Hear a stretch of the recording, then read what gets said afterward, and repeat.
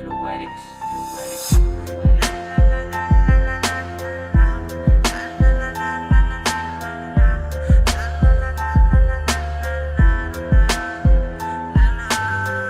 tagal na tayo magkasama, kahit na malayo ka na sa ibang bansa, ako ay magtitiis, sanay ganyan ka din sa akin. Mahirap to pero kailangan natin itong kayanin. Minsan gusto kita makita at hawakan, minsan gusto ko lumipas sa iyong tahanan. Ikaw lang ang pinakamagandang tanawin, ikaw lang ang pinakamahalaga sa akin. Ang nakatingin sa larawan mong pinadala, nakakabit